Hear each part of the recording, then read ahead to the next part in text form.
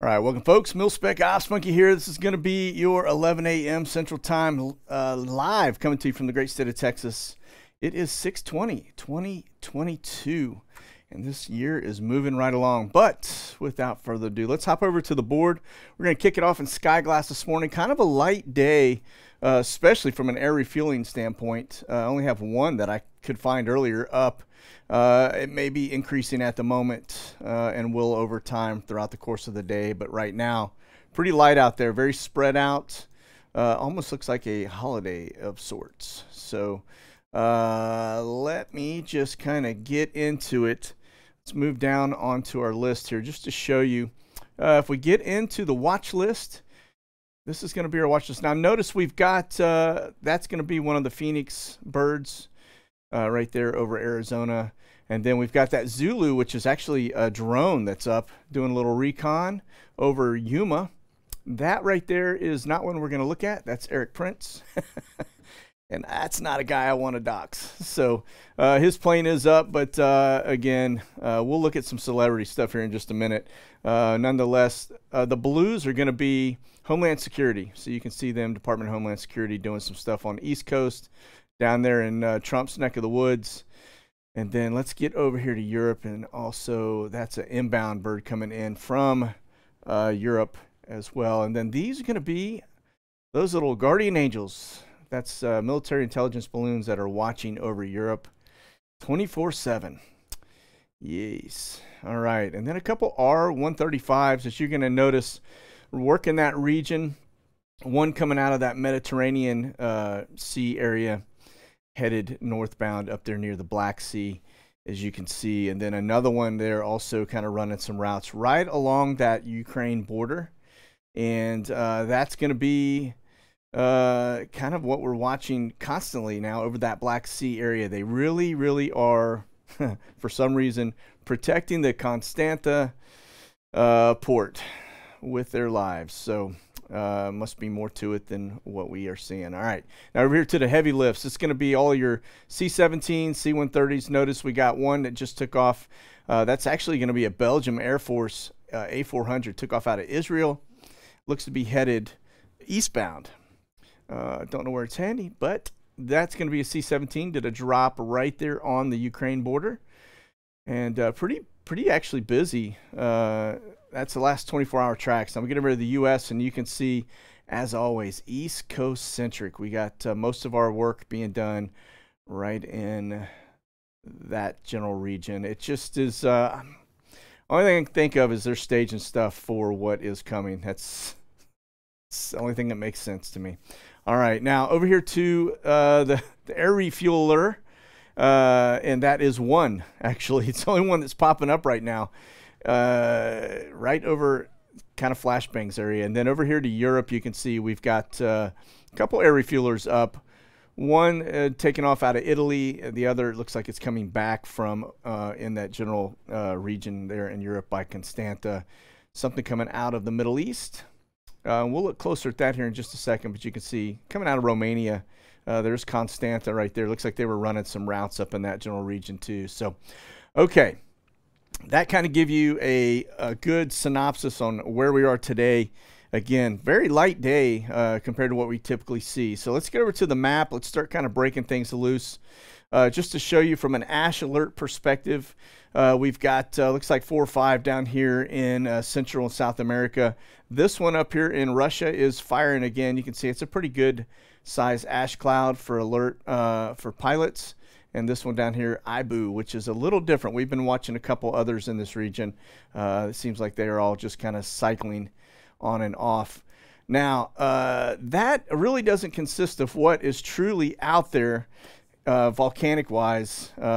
Just to show you, the ones that we look at are ash cloud related. So if you start looking at the ones that are actually active around the planet, it's kind of staggering, really. These are ones that are blowing lava, not necessarily ash.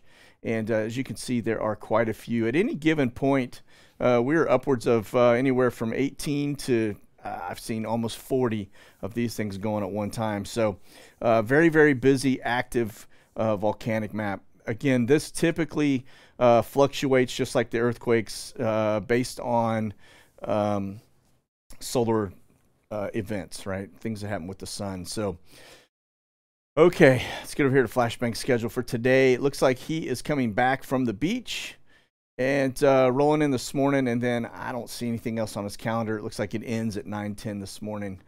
So a big nothing event. And now this is one that kind of gets your attention. And this is actually pushed out by Matt Getz. It says that the IRS just spent approximately $700,000 on ammo between March and June 1st. The IRS, folks, why would they be spending money on ammo? Kind of a crazy thing, and that's just adding to probably what they already have. So just a data point, but that's usually not good, to say the least. All right. Okay, now let's do a quick look at this general area. We're going to talk a little bit about what happened over the weekend with, or last week, late last week, with Russia and an attack on a U.S. base. A very coordinated event. Just going to show you the region in terms of military exercises. As you can see, all these boxes, 99.9% of them are tied to or related to some type of a military operation or exercise going on. Okay, Damascus, this is Syria right in here, Aleppo. We've seen this place get demolished.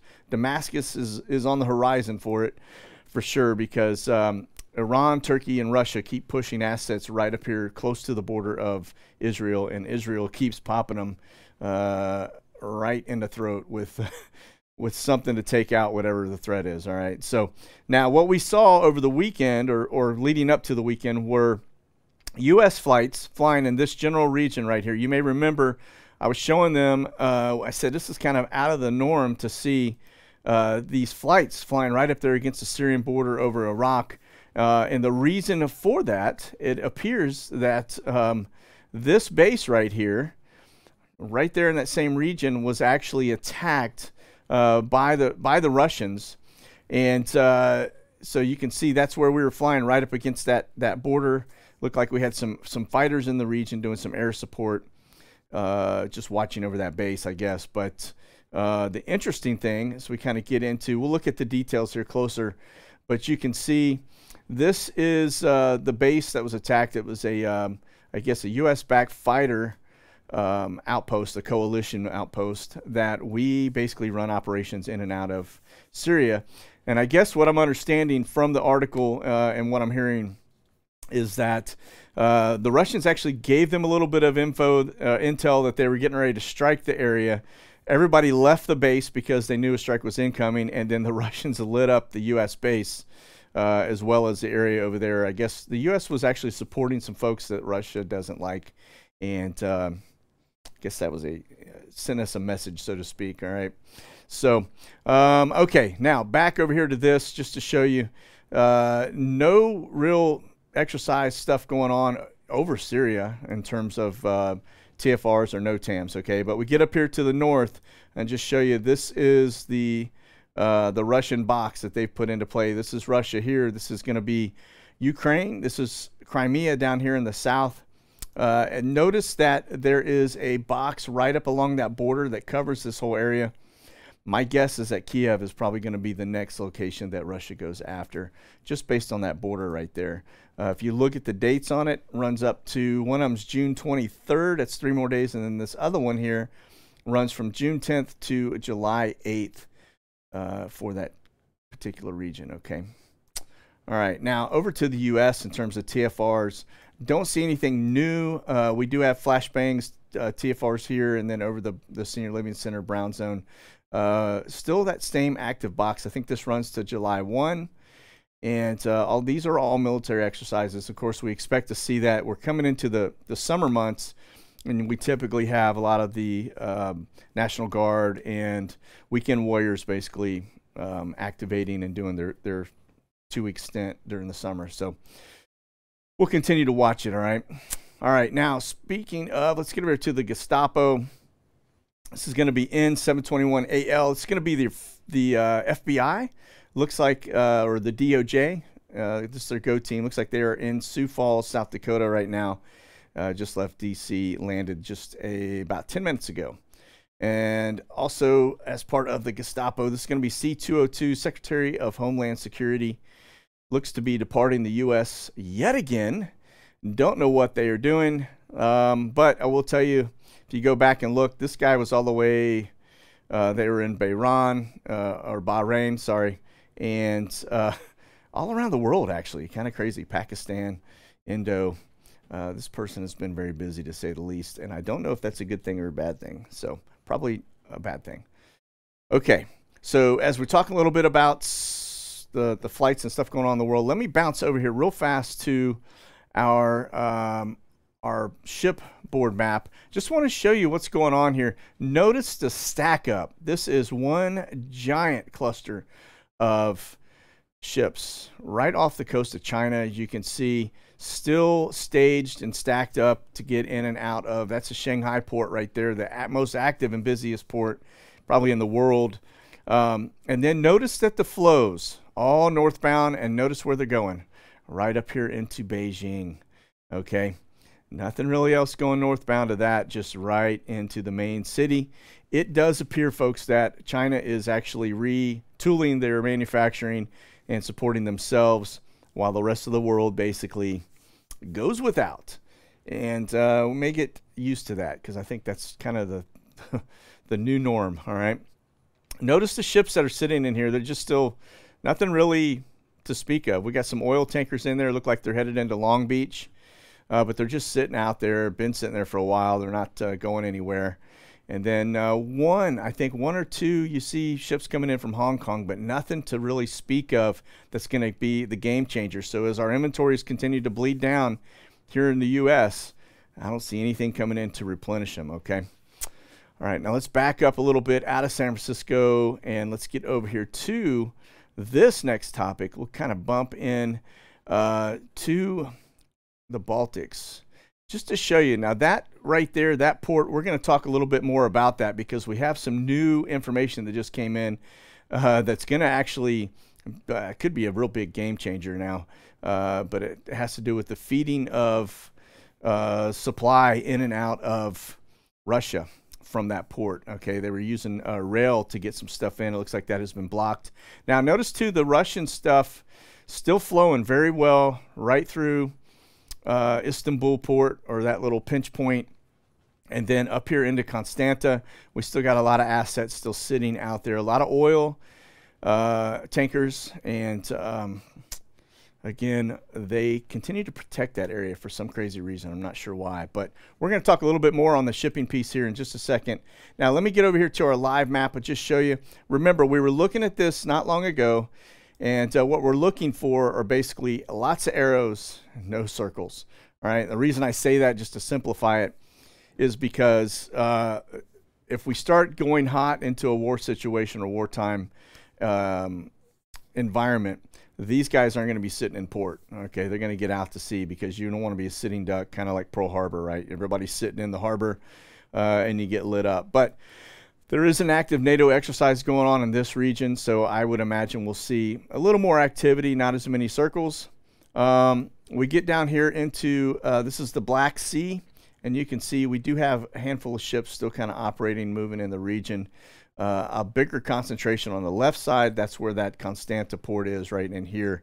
And so, again, we'll just keep our eye on it. But we're looking for arrows, not circles. Okay. All right. Now, we talked about that one. Let's get over to this piece of it. I do want to show you, speaking of Syria and the activity that's been going on, the U.S. is evidently stepping up their effort. One thing I want to point out about this is that notice there's kind of a dual purpose name for this organization between ISIL and ISIS. The difference is just that the L recognizes the Levant. It has to do with land and Israel. Okay, goes back to an agreement that was made previous. They're trying to get the whole purpose of this is to try to get Israel back to its original land state, which takes away and doesn't recognize Israel as a country, so to speak. All right, so the only one that I've ever heard call it ISIL in the past was the Kenyan. All right, he was the very first one to actually call it ISIL. You may remember I just showed you a video of all of this stuff being staged using green screens, and basically wag the dog type of scenario where they were using those videos to basically promote their war effort, so that people didn't question, you know, the money that was being spent to go and fight this. Now, of course, we know it wasn't being spent for that. It was basically being rerouted and padding somebody's pockets. But hey, that's hindsight, right? So nonetheless, we did have some U.S. activity here in Damascus, taking out one of the ISIL leaders. And then we've got this over here. This is what I was just showing you on the map. This location is a port that basically allows the flow of Russian goods to come into this port, and they would take it by rail across Lithuania into Latvia into Russia. And Lithuania has since basically put a kibosh on it, and it is not good. That actually could spark things off, and probably will. Just given the fact that Lithuania, that's a pretty bold move for them to sanction that, and it's basically putting up a blockade for the flow of goods across their country. That means they've got to come all the way back up through the ports and into this port area here to get stuff in and out of Russia. So it just basically hinders them, but they probably won't take that lightly. So, all right. And let's get over here. This, just another one. Turkish-backed Syrian forces expect military operation soon. Now, if we get into this again, when I was showing you some of the NOTAMs here, if we get over to Turkey, just notice the amount of military exercise stuff right up here on the border. Keep in mind, this is Iraq, this is Syria, but they look to be ready to push in as they do their exercises and stuff. Very, very heavy in terms of military exercises in Turkey.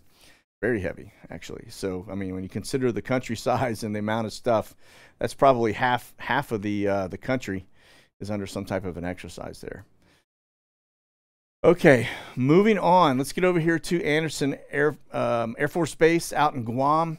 Just show you, we've the latest and greatest. We've got a Atlas Air 767-300 coming out of Honolulu. That's probably troops. Looks like it did a round trip. We got that one, and then we've got this scheduled to come inbound from Chicago. That's probably a 747-400. Sorry. And then we've got this Omni Air. Looks like it's rolling out of Guam back to Hawaii. That's probably troops as well. So looks to be staging for this big exercise, military exercise that's coming up in that general region here at the end of this month. All right, and over to Biggs Army Airfield, just to show you latest and greatest. We've got this one coming in. Again, Atlas Air is getting very active in terms of movement of goods and assets for the military. They look to be the latest and greatest flavor of the month. We'll see if it continues on. But notice this one's headed out, coming in from Kansas, headed down to Houston. We'll see where it goes from there. And then we've got this one coming in from Montgomery, Alabama. That's a National Cargo 757-200. More than likely, that's going to be bringing troops in to get processed outbound. All right, over to Ramstein. Very quiet on the board today. Now, in the past, we've popped into this place, and you've noticed the boards have been just stacked. Not the case today. Very, very light. Not seeing anything. We do have an Atlas Air coming in from Baltimore, Washington. That's on the docket. And I don't see anything on an outbound schedule just yet. So this is just coming in, and then looks to be a light day there in Germany. All right, over to the Camber flights. We have one coming out of Bahrain, and just getting off the ground. It's at 36,000 feet, 568 miles an hour as it leaves, but no telling where that one's headed. We'll come back to it and watch and see. We've got a destination. Could be headed to East Coast, so more than likely, if it's rolling out of here, headed that way, they may jump into Terceira Island, get some fuel, and then head across the drink, or they may just go all the way over. It's an MD-11, probably got pretty good range on it. So, okay, and over to the Brits, who seem to be doing a lot of activity up here in Canada. Don't know why, but don't forget that the Brits are a big part of NATO and the UN. So just keep our eye on them. We just had them also bounce down here into Kingston, Jamaica. They seem to be spreading themselves out pretty thin.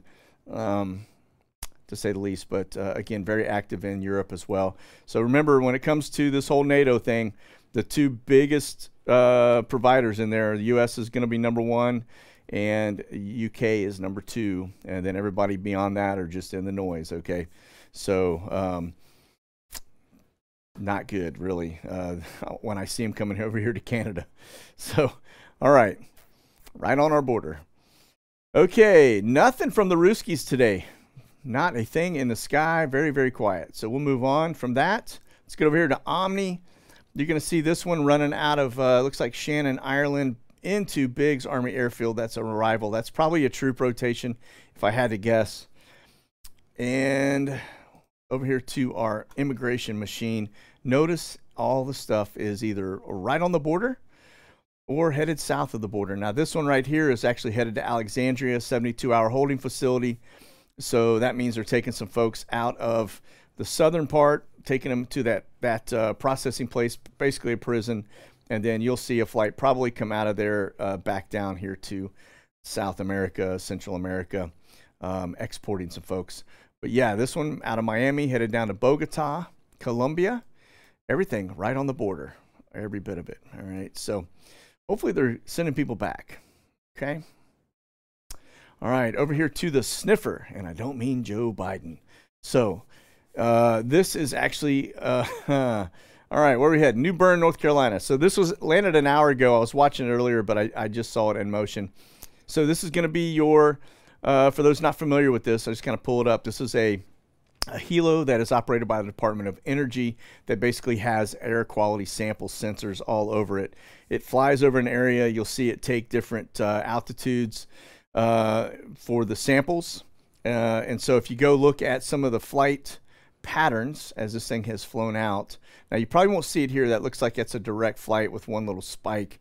But if you go to a previous flight, you can see when they start to do those different deviations in altitude.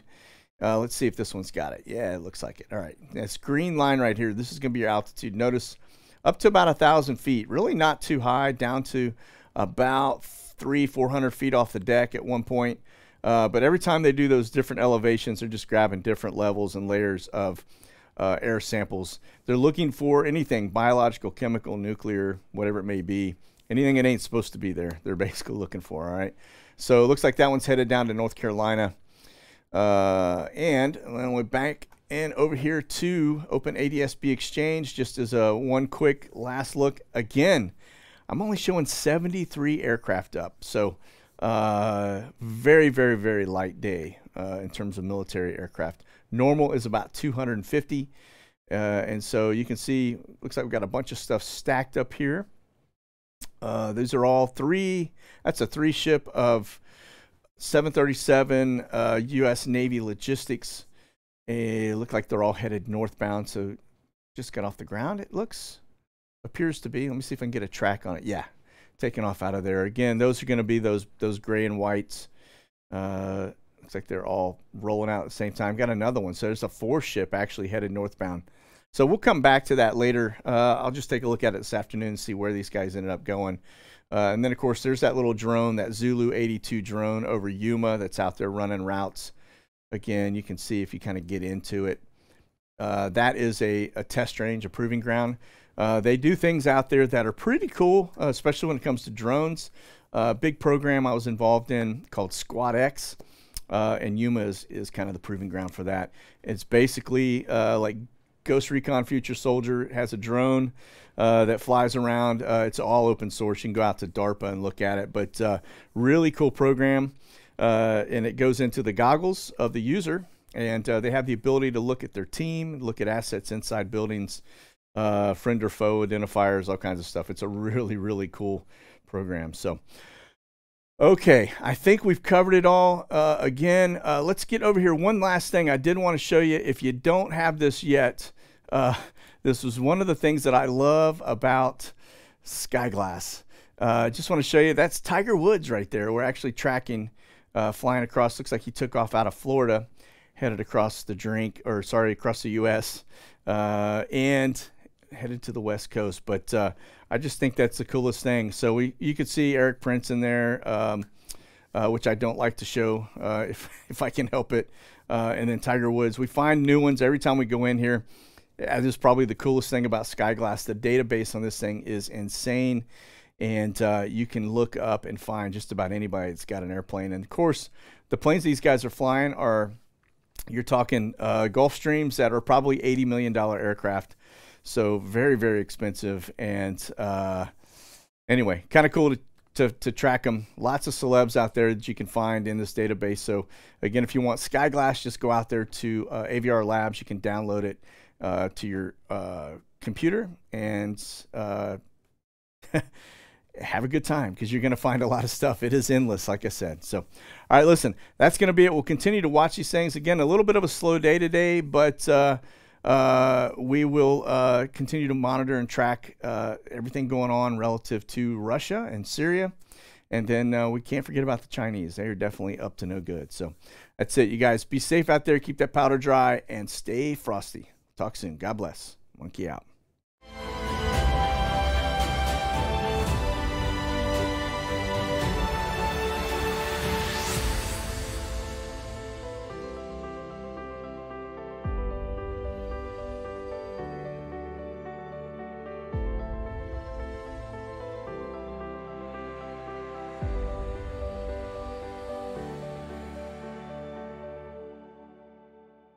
Check out the latest gear and products at monkeywerxus.com.